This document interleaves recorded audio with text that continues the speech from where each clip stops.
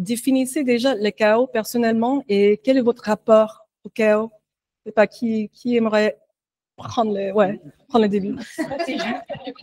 C'est un peu ton travail aussi. Le problème, c'est que je lis tellement de choses sur le sujet que là, c'est très chaotique dans ma tête parce que qu'est-ce qui va ressortir en premier? Je ne sais pas. Alors, qu'est-ce que je pourrais dire en premier sur le chaos? Je dirais que effectivement, comme ça, au premier abord, on a l'impression que c'est un terme très négatif.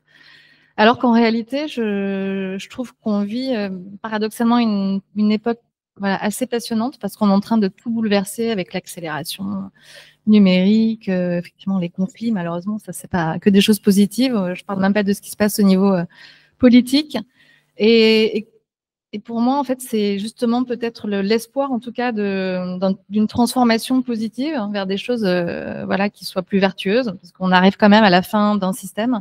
Donc, je trouve que cette période, en fait, elle est hyper intéressante. C'est pas la fin du monde, mais c'est la fin d'un monde, en tout cas, qui a ses limites en termes de croissance, en termes de gouvernement, en termes de plein de choses.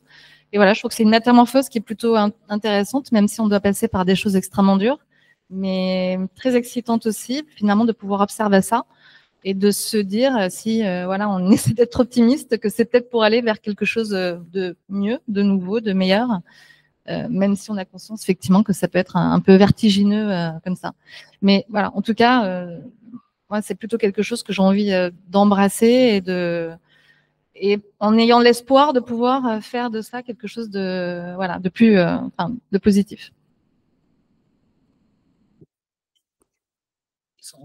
Moi, le chaos, je l'ai essayé de l'envisager aussi dans ma vie de créatif. Et c'est vrai que quand j'ai découvert le thème du panel, étant quelqu'un d'assez, rangé, organisé, etc., je me suis dit, je sais pas si je suis la meilleure personne pour parler de tout ça. Et en réalité, quand on y pense un petit peu et quand on bosse en agence, il y a un truc que je trouve intéressant, c'est qu'à chaque fois qu'on a un brief et à chaque fois qu'on a un nouveau sujet à traiter, en fait, c'est le chaos instantané, quoi. Avoir plein d'infos à gérer, digérer des choses sur un client, digérer des contraintes, faire le tri dans ses idées, dans les inspirations qu'on peut avoir, dans les discussions qu'on va avoir avec un planeur, avec des créatifs, etc. Ben, en fait, tout ça, c'est un petit peu le chaos aussi. Donc, d'une certaine manière, enfin, en tout cas, moi, je le vois comme ça, le chaos dans ma vie de créatif, c'est chaque brief que je reçois, et on en reçoit beaucoup, heureusement pour l'instant, mais on en reçoit beaucoup. Sandrine, as-tu quelque chose à ajouter? Je ne vais pas revenir sur la définition, je pense que tu l'as fait 100 fois mieux que moi.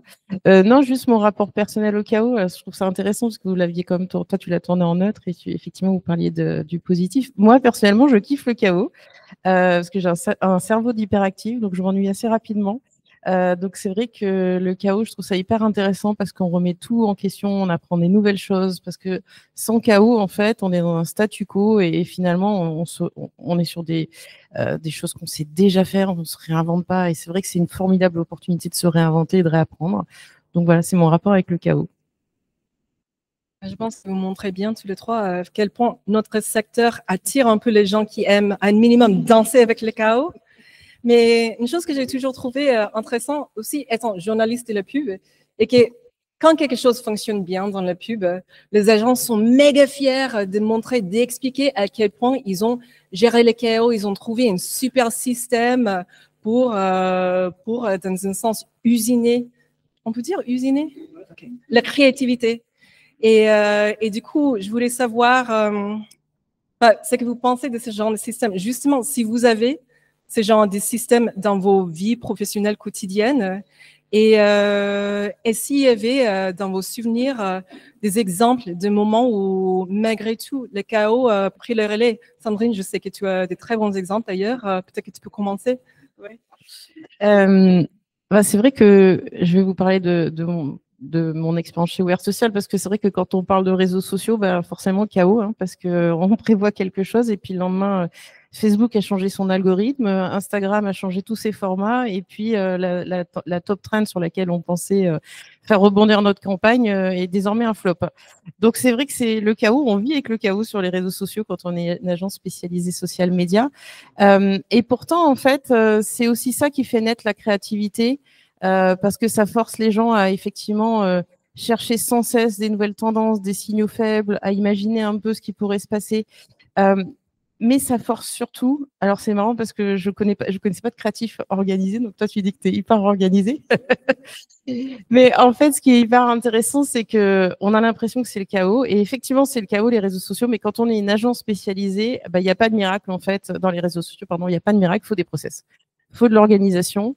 Et en fait, ce que vous avez l'impression de voir comme étant une émanation créative complètement folle, bah, en fait, il y a eu des centaines de scénarios qui ont été imaginés pour que cette idée elle sorte. Je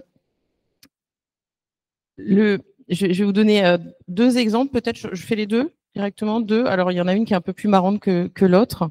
On travaillait avec le Crédit Agricole Île-de-France qui lançait une carte bleue qui s'appelait, j'ai oublié, mais en tout cas c'était une carte bleue il y a personne du Crédit Agricole ce soir, c'est bon. Ensuite. Donc c'était une carte bleue qui était dédiée aux jeunes et qui était dédiée pour les voyages à l'étranger. Et en fait, on s'est dit, bah, plutôt que de faire une campagne publicitaire, et puis c'est pas notre ADN non plus, on va filer tout le budget à un créateur de contenu. Et en fait, c'est lui qui va aller tester la carte. Mais en fait, comme on aime bien se compliquer les choses, on s'est dit, c'est pas lui qui va décider ce qu'il allait faire. C'est qu'à l'époque, il y avait une nouvelle fonctionnalité sur Instagram dans les stories qui s'appelait les sondages. Je ne sais plus comment si c'était effectivement le nom, mais en fait, on laissait la communauté choisir entre option 1 et option B. Donc, en fait, on a pris Daniel Lerus, qui était ce créateur de contenu qui correspondait à notre cible, et en fait, on lui a dit, bah voilà, tu vas aller faire un voyage qui est complètement commandé par les internautes. Alors, autant vous dire que bah, du coup, il y avait 3 choix. C'était c'était Varsovie, Barcelone et un 3e pays. Ensuite, c'était quel était le budget qu'on lui allouait par jour, 50 €, 500 €. Enfin, voilà, il y avait pendant une semaine, en fait, des multitudes de possibilités.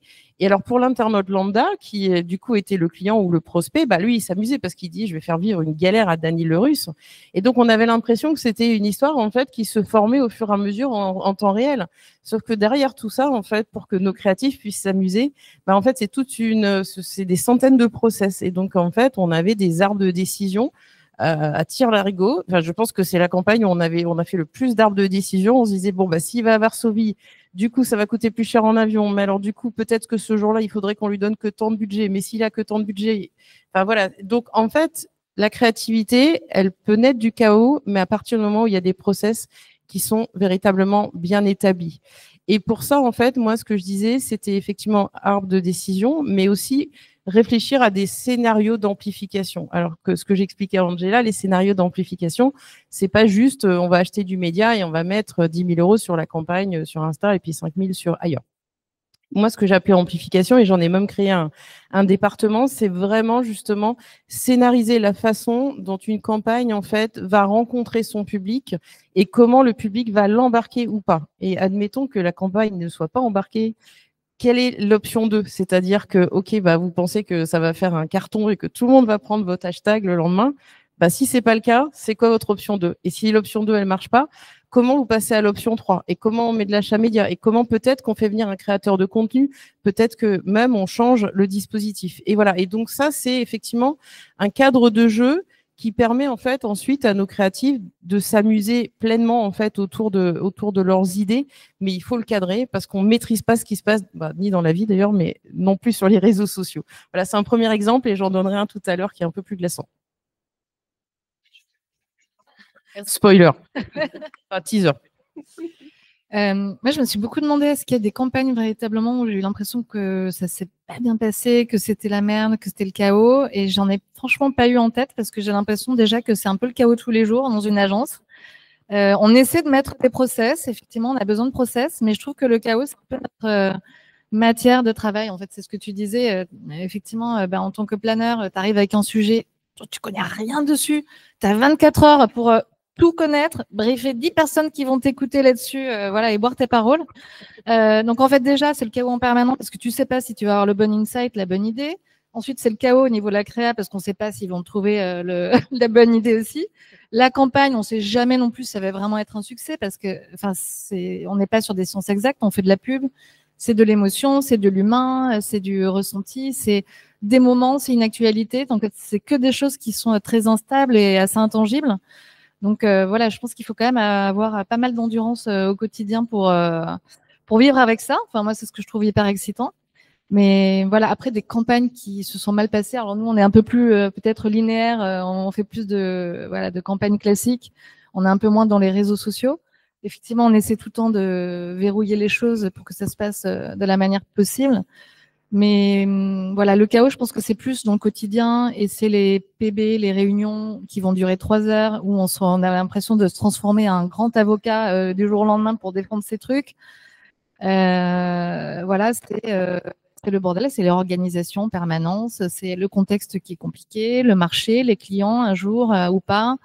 Voilà, je crois que pour moi, c'est la matière vraiment à laquelle on travaille tout le temps. Et clairement, si on n'est pas un peu costaud pour vis-à-vis du stress ou de l'angoisse, enfin, il faut pas faire ce métier, quoi. Et je voulais juste rajouter un truc, c'est que aujourd'hui, on essaie de processiser énormément les choses. Donc, effectivement, on a la data, des outils pour connaître les cibles, de plus en plus de process. Et je trouve qu'en fait, on s'enferme aussi de plus en plus aussi dans des espèces de prisons mentales et qui arrivent à perdre la créativité, mais finalement à ne plus que renseigner, informer et être sur des choses extrêmement rationnelles. Alors, il en faut, hein, mais on perd un peu de la magie, je trouve, voilà, qu'on a pu avoir peut-être il y a quelques années encore, quand on se permettait un peu plus de liberté et qu'on avait trop d'outils. Et aujourd'hui, je trouve qu'il faut finalement qu'on apprenne à réintroduire du chaos dans la façon de travailler aussi dans la créativité. Et donc, on essaie aussi parfois OK, j'ai lu ce rapport, je me suis fait les 40 000 annexes du client, j'ai tout vu, mais OK, je sors de ça. En fait, moi, à un moment donné, qu'est-ce qui me ferait vibrer, de quoi j'ai envie qu'on parle, en fait? Et voilà, je trouve qu'il faut revenir aussi sur cette intuition stratégique, cette intuition émotionnelle qu'on a tendance à un peu trop processer, rationaliser et qui risque de rendre notre métier assez chiant, en vrai, si on ne garde pas ça. Donc voilà. Du coup, finalement, le chaos, c'est plutôt pas mal. Non, peut-être en petit complément, parce que Sandrine, tu parlais de cette image un peu du créatif qui est chaotique et qui est bordélique, etc. Je trouve ça intéressant parce que moi, je vois ça plutôt comme à un moment, il y a du chaos et on passe tous par là, je pense, en tant que créatif. On est obligé de mobiliser des références, des choses qu'on aime, etc. Mais en réalité, je me demande si on n'est pas les plus organisés parce qu'on est capable à un moment de mettre le doigt sur un truc et de dire, dans tout le bordel qui est dans ma tête, c'est ce truc-là qu'il faut faire. Et c'est ça qui va répondre à un moment à un problème, quoi. Donc, moi, je me sens quelqu'un d'organisé, mais je pense que tous les créatifs, en vrai, sont hyper organisés, sinon ils ne pourraient pas trouver des solutions aux problèmes que vous nous présentez. Voilà. Peut-être qu'ils ne l'avouent pas. Mais de toute façon, c'était plutôt un compliment. Moi, je suis très jalouse du saut créatif que vous êtes capable de faire. Donc, j'ai décidé de bosser avec des créas, mais je ne suis pas créa, malheureusement. Je te laisse finir. Après, j'étais en train de me dire parce que moi, heureusement ou malheureusement, dans l'univers des agences, j'ai fait plus de la gestion que le créatif. Et je pense que peut-être, surtout dans les agences, c'est un travail qui, lui aussi, est assez, déjà très, très créatif et assez chaotique, dans le sens où il faut que tu laisses la place aux gens de se trouver, de jouer un peu les anthropologues, de se découvrir afin de trouver la bonne idée. Mais après, c'est toi qui es un peu responsable de la gestion, par exemple, des revenus et du payroll pour le mois prochain. Je pense que ça, c'est méga stressant. Peut-être que tu aurais une perspective dessus. Parce que je pense qu'on ne parle pas assez non plus du fait que les créativités et les chaos se retrouvent aussi dans le bureau, au fond de l'agence. On ne parle jamais de ça, en fait. Oh, tu sais que mon bureau était au fond de l'agence. Non, mais je pense que, en tout cas, quand on est dans la partie, on va dire, payroll, PNL, la renta de l'agence, moi, je me suis toujours dit que mon rôle, et jusqu'au Covid, hein, d'ailleurs, c'est de préserver les gens, en fait. Moi, j'adore la créativité. Je suis, encore une fois, très jalouse de pas être créative. Et donc, du coup, moi, mon rôle, ça a toujours été de préserver, en fait, la sérénité des créatifs, et pas que des créatifs, mais c'est vrai que les gens et les commerciaux ont un peu moins besoin de sérénité, pour faire en sorte en fait qu'ils s'épanouissent et qu'ils puissent imaginer, enfin voilà, faire ce fameux saut créatif qui est juste un truc hallucinant, qui est voilà. Et puis effectivement laisser chacun jouer son rôle et jusqu'à arriver effectivement à un peu d'intuition. Et j'aime beaucoup ce que tu dis, parce que moi je crois l'un de mes mots préférés c'est sérendipité, qui est pas très connu en France. C'est vraiment effectivement on a des process, c'est plutôt un terme qui est issu du médical aux États-Unis, mais qui est toi tu connais, mais serendipity, qui est effectivement en fait, on a plein de data, on a plein de recherches, etc. On trouve des trucs et puis hop, d'un coup, il y a un truc, tu l'avais pas du tout attendu. C'est ce que j'appelle un détour heureux. En fait, tu cherchais pas ça. Admettons, c'est le mec qui a créé, d'ailleurs, j'y avais pas pensé, mais qui a créé le coca alors qu'il cherchait, enfin, c'était un médicament pour les chevaux qu'il cherchait. Et en fait, je dis pas que le coca est une solution miracle, mais en tout cas, c'est ça la sérendipité, c'est se dire, on bosse tous ensemble, les créas, effectivement, il faut qu'ils soient sereins, qu'ils réfléchissent à des choses, mais il y a peut-être quelqu'un, et moi, c'est beaucoup arrivé, un jeune commercial qui rebondit sur l'idée du créa, qui dit, ah tiens, et si on twistait ça, peut-être que ça l'amplifierait. Voilà, c'est laisser la chance au hasard aussi pour se dire que voilà, le chaos, il est plutôt positif. Avant de passer aux questions, si jamais vous en avez, je voulais savoir quels seraient vos takeaways pour les gens dans la pièce qui cherchent plutôt à danser avec et lutter contre le chaos. Et je précise les questions parce que, encore, on est dans un temps un peu compliqué. Je pense que depuis Covid, c'est archi difficile à cerner quel serait l'avenir, et maintenant avec l'IA encore plus. Donc, quel conseil donneriez-vous aux gens qui cherchent à mener tranquillement des carrières dans un monde où tout le monde est en train de dire oh, il n'y aura plus de rôle, mais en même temps, tout le monde sera mieux.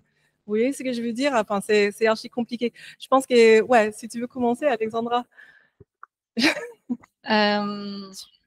non, beaucoup de niveau de questions là-dedans. Les takeaways. Alors, ouais, voilà. Donc déjà, il n'y a plus de vérité, donc on ne sait plus. Hein, voilà. Pas chercher la vérité absolue parce qu'il n'y en a pas. Je pense qu'en fait, à vouloir tout maîtriser, tout contrôler, c'est beaucoup de déperdition d'énergie, parfois pour rien. Donc, si on cherche absolument à tout contrôler, tout maîtriser, je pense qu'en fait, les gens vont énormément se fatiguer et quelque part, il faut un peu de lâcher prise, peut-être. C'est facile à dire, mais pas avoir peur du vide. En plus, en agence, on a quand même aussi la chance, je trouve, de pas être seul, en fait. Voilà. Donc, il peut y avoir du chaos, mais c'est quand même bien de le faire dans un climat de confiance quand même. Ça, c'est pour revenir aussi sur l'aspect un peu éthique des choses. Voilà, je pense qu'il faut effectivement, voilà, ne pas avoir peur du vide. Recréer de l'intuition, de la place pour les émotions, pour la réflexion ensemble, sans directement foncer vers des outils, vers des études. Mais voilà, recréer ces moments collectifs où on va un petit peu décadrer. Et ça, d'une certaine manière, ça s'organise aussi par des outils qu'on utilise aussi dans tous les brainstorming ou les workshops ou les ateliers, parce que les gens n'ont pas tous non plus cette facilité de faire ça.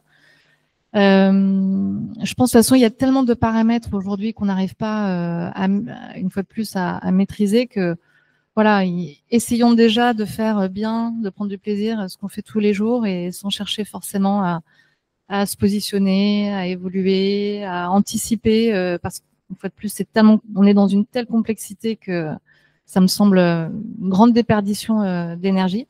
Et voilà, moi, j'aime bien voir l'agence aussi un peu comme un écosystème vivant avec plein de choses qui s'entrechoquent, qui parfois sont un peu confrontantes, mais en même temps, tu as aussi des beaux moments passionnés dans ce que tu vis là. Et je pense, voilà, on n'a pas que d'autre choix aujourd'hui que d'être peut-être plus que jamais dans l'instant présent, quoi, finalement. Voilà, c'est ce que j'aurais peut-être à dire.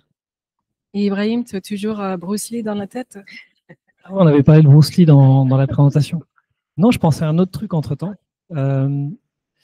Hier, je regardais... Alors, pour répondre à ta question, moi, je pense qu'il faut espérer avoir de temps en temps des petits moments de chaos comme ça, parce que ça force à devoir s'adapter. et faire des choses qu'on ne ferait pas si on n'avait pas ces moments-là en réalité. Et donc, en repensant à ça, je repensais à un clip que vous avez peut-être vu, qui a genre 5 ou 6 ans, peut-être plus. Un clip pour Young Thug, un rappeur pas intéressant, mais en tout cas, il doit faire un clip. Le réalisateur, en gros, rencontre pas le mec parce que le mec se déplace pas. Donc, en gros, voilà, ils ont prévu de faire un clip, il y a $100 000 de budget, et Young Thug vient jamais sur le tournage. Et donc, le mec se dit, qu'est-ce que je vais faire? Et donc, le clip qu'il réalise, c'est un clip où il raconte tout ce qui aurait pu se passer et tout ce qui aurait dû se passer si le mec était venu. Et donc, il n'est pas venu, mais il m'a envoyé un petit vocal où il racontait ce qu'il a envie de faire. Donc, tu as la voix du rappeur qui raconte j'ai envie qu'il y ait des petites voitures, et puis j'ai envie qu'il y ait des femmes, et j'ai envie qu'il y ait machin. Et donc, il monte les trucs, s'anime en même temps. Enfin, bref, il raconte comme ça tout le process de le mec s'est jamais pointé, on n'a jamais fait le clip. Et à la fin, ça fait un clip qui est vraiment mortel. Je pense qu'il y a 50 millions de vues. Ils ont gagné un Grammy Award avec ça. Et c'était un mec qui était un jeune réal. Il a l'intelligence dans son clip, en plus, de mettre en scène ce qu'il avait voulu faire s'il l'avait eu, pardon. Et donc, l'idée, c'était que le mec devait brûler le budget du clip en live sur le clip. Donc, voilà, il y a toutes ces idées-là qui sont dans le truc, c'est foisonnant, c'est hyper drôle. Et en réalité, s'il n'y avait pas eu le chaos de le rappeur se pointe pas, il n'y aurait jamais eu ça. Il aurait fait un clip, franchement, je pense, moyen, parce que l'idée n'était pas ouf. Et voilà. Donc, non, mais donc, je trouve ça cool en réalité. Je veux pas que ça m'arrive tous les matins, parce qu'on gère déjà énormément de trucs. Mais des petits accidents comme ça, en vrai, c'est des petites opportunités de faire des choses, quoi. Voilà. Et pour en revenir à Bruce Lee, pourquoi je disais ça? Parce que c'est l'adaptation, quoi. C'est le fait de s'adapter à chaque fois, à chaque situation et à tout ce qui peut se passer. Donc, voilà, peut-être que notre métier à nous, c'est juste de réussir à s'adapter en permanence, quoi. Une chose que j'ai appris sur Ibrahim ces derniers temps, qu'on a appris à se connaître, c'est qu'il est un peu dur sur la culture pop. On a fait la répète pour ces panels et il a parlé justement de Bruce Lee, de cette notion de be like water pour mêler la créativité. Et il a dit que c'est dans sa tête parce qu'il a récemment regardé un documentaire sur Bruce Lee qui d'ailleurs n'était pas terrible. C'était juste la veille. Je suis pas fan de Bruce Lee spécialement, mais j'ai vu ça. Non, je pense qu'on l'a dit, hein, on vit dans un monde chaotique. Personne s'était dit un jour qu'on se réveillerait avec une maladie qui s'appelait le Covid. Personne s'était dit que Trump, effectivement, chaque matin nous en ferait une nouvelle. Donc, on peut vraiment pas tout prévoir, et ça, c'est sûr. Et donc, c'est pour ça que, comme tu disais, Alexandra, il faut à un moment lâcher prise. En revanche, dans certains métiers, c'est vrai qu'on est sur du linéaire, c'est un peu moins besoin d'anticipation. Mais c'est vrai que souvent dans les métiers, en tout cas dans les campagnes social médias, c'est vrai qu'il faut anticiper, prévoir, et ça permet effectivement d'être plus serein selon les situations. Et je vais vous en donner une. Je vais vous parler d'un exemple glaçant. Je ne devrais pas rigoler parce que c'est une campagne qui m'a je crois que c'est la campagne qui m'a le plus touchée de toute ma carrière. C'était il y a une dizaine d'années en fait. C'est la FIDH, qui est la Fédération internationale des droits de l'homme, qui vient nous voir qui fait un appel d'offres en fait, parce qu'il y avait une situation pré-génocidaire au Burundi. Et ils nous disent la seule chose que vous pouvez pas faire dans cet appel d'offres, c'est utiliser le mot génocide, parce que c'est un terme qui est très défini par les Nations Unies et on ne peut absolument pas l'utiliser. Bon, bien sûr, quand on dit ça à un créa, désolé, forcément, il utilise le mot génocide, hein. Interdit, enfant. Non, je prends le mot interdit. Et fort heureusement, parce que voilà, ils sont arrivés avec cette campagne qui s'appelait Génocide au Burundi, le premier film dont vous devez empêcher la sortie. C'était une campagne, donc c'était à la fois un trailer en fait d'un film qui mettait en scène. Alors c'est tout du stock image, hein, des vues du Burundi, etc. Puis des premières tueries qu'on trouve sur Internet, etc. Et qui se termine en fait avec le visage de Nkurunziza, qui était le président qui est décédé depuis. Et qui effectivement donc a une affiche, encore une fois avec la tête du président, et qui dit le premier film dont vous devez empêcher la sortie. On a eu un gracieux à Times Square, on a interpellé des acteurs américains, et malgré tout ça, j'ai envie de vous dire, la campagne en fait, elle a fait du bruit, mais pas tant que ça. Ce qui s'est passé, c'est qu'en 24 heures en fait, le gouvernement burundais et ses partisans en fait ont décidé d'être hyper cyniques par rapport à notre campagne, parce que eux l'avaient vu, même si dans le reste du monde, ça n'avait pas fait tant que ça d'écho. Donc le gouvernement et ses partisans, en fait, se sont appropriés la campagne, et ils se sont mis à faire des selfies avec des petits chats blancs et des petits chats noirs, en disant « This is my genocide ». Et donc, c'était atroce parce qu'on s'était émotionnellement hyper impliqué sur cette campagne. Enfin, vous l'imaginez, hein, sur un sujet comme ça. Et en fait, on voit le gouvernement et tous ses partisans qui commencent à détourner notre hashtag pour dire, bah, si c'est ça mon génocide, nourrir des chats blancs et des chats noirs, en fait, vous vous foutez de moi, en fait. Et donc, on a commencé à faire des copies d'écran, en fait, de tous ces tweets et de ces mises en situation hyper sordides. Et on en a fait un nouveau communiqué de presse qu'on a envoyé, en fait, à toute la presse africaine, mais aussi aux Nations Unies. Et là, ça a fait un tabac, en fait, parce que, et là, les Burundais qui jusque-là n'avaient pas parlé parce que, bah, par peur, en fait, ils étaient tellement révoltés qu'ils se sont appropriés notre premier hashtag et qu'ils ont commencé à raconter, en fait, comment des membres de leur famille, leurs amis, avaient fait l'objet, en fait, de nettoyage génétique, etc., etc.